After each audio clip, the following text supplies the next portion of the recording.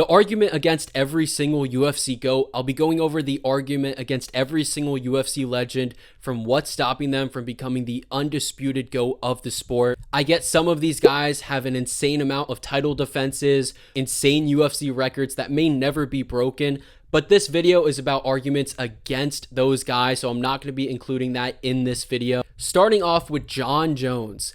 For starters, multiple failed PED tests. He's a known cheater of the sport. Arguably lost to Dominic Reyes, Santos, and Gus in the first fight. The earlier part of his career, he faced much smaller opponents and guys that were out of their physical prime. Guys like Shogun Rua, Rampage Jackson, Lyoto Machida, Vitor Belfort, and Rashad Evans.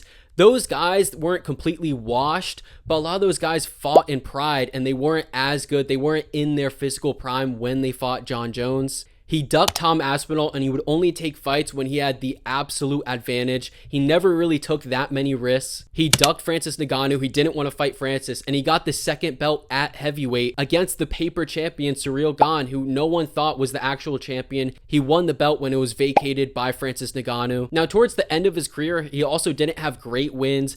Old Man Stipe was not a good win. OSP was not a good win. Anthony Smith was not a good win. And for two of those three guys, he didn't even finish them. Chael Sonnen is another one that's kind of a pointless win. And it's hard to call someone the GOAT when they were terrified of their opponents like Tom Aspinall. They did everything in their power to not fight the best of the best. Next up is GSP. He had a really bad loss to Matt Serra. He got finished early. I get he beat him afterwards, but it still is a pretty bad loss. He also lost to Johnny Hendricks. I get it. Hendricks was on roid, so it's not that bad of a loss, and he ended up getting the win. He faced good competition, but not elite. The competition wasn't as good as some of these other guys like Makhachev, like Alexander Volkanovski, and he sort of ducked competition. I wouldn't say he really was a duck, but he didn't want to face Anderson Silva for the second belt. I get it, Silva was on roids.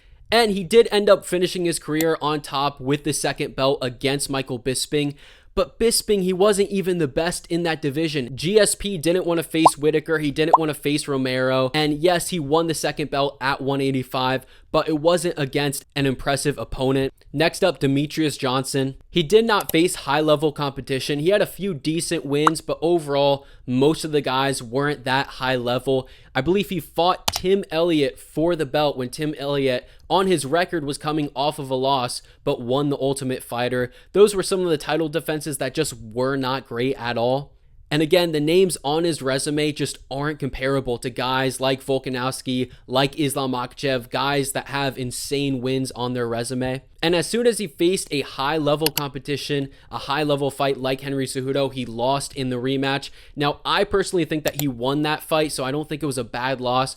But it kind of shows that if he faced high-level competition, if he faced guys at flyweight today, he would not have 11, 12 title defenses. Next up, Anderson Silva. Just like Jon Jones, he failed PED test. He was on steroids. And while out of his prime, he did rack up nearly 7 losses at the end of his career, which does matter. And again, his level of competition was not great at all. Now, the reason he's held so highly is because of his title defenses and the amount of them. But the only reason he has so many title defenses, obviously he had to win those fights, but it's because he got a title shot in his second fight in the UFC. And outside of 125 or heavyweight, this is not common at all in the UFC anymore. Guys like Dricus had to win 6 fights before getting a title shot, and he had to beat Robert Whitaker, the former champion in that division, before he even got his title shot, where Silva only had to fight 1 time and then got the belt off of Rich Franklin. Alexander Volkanovski. He doesn't have as much volume. I believe he had 5 title defenses, if I'm not mistaken, which is pretty impressive, but not the same amount as the other guys. He also lost the important big fights.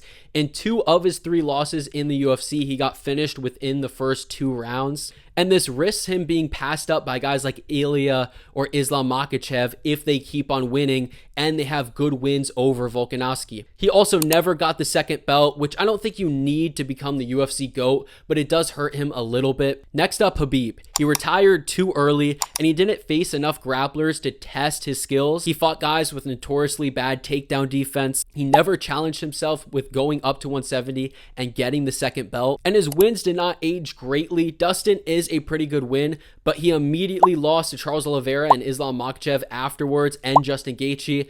And Justin Gaethje lost to Charles Oliveira and Max Holloway afterwards, where his wins weren't as good as someone like Islam Makhachev beating Alexander Volkanovski. His win over Conor was pretty good, but Conor McGregor was coming off of a 2-year layoff, so it wasn't as impressive as fighting prime Conor McGregor, even though I still think he would have won regardless. Next up, Islam Makhachev.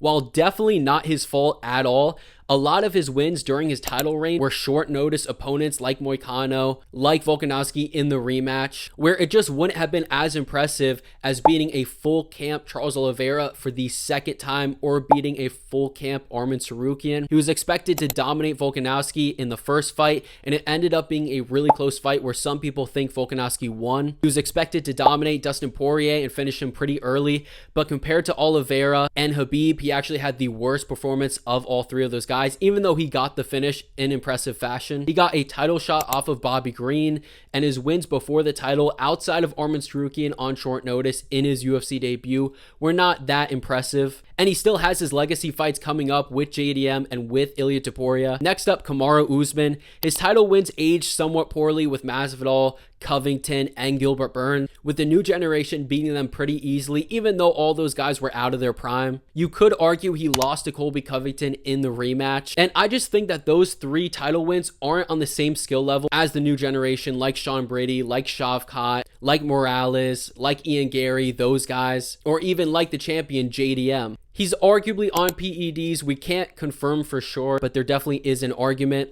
And he lost to Leon Edwards twice, which is just a bad look to lose to him twice. I get the second fight kind of was a fluke, but he did bad in the trilogy and he lost that fight. Next up, Ilia Topuria does not have the longevity of the other guys, with his career still being in the beginning phases.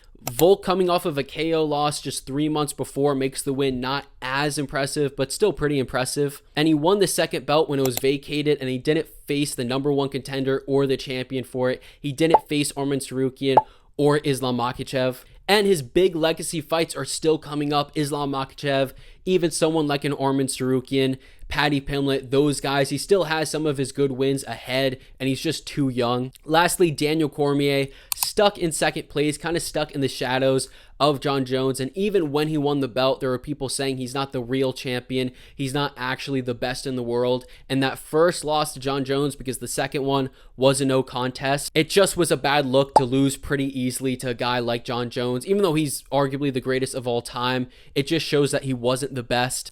And he won the second belt by knocking out Stipe, which was impressive, but he lost to him twice afterwards, and he lost the trilogy, which makes the first fight not as impressive. But yeah, those are the arguments against every single GOAT. I know people may be upset about these takes, but these are the arguments, again, against the GOATs. I'm not going to be saying the arguments for. These are just the arguments against them. So I'll be making a video about the pros of all these and why these guys are the GOATs.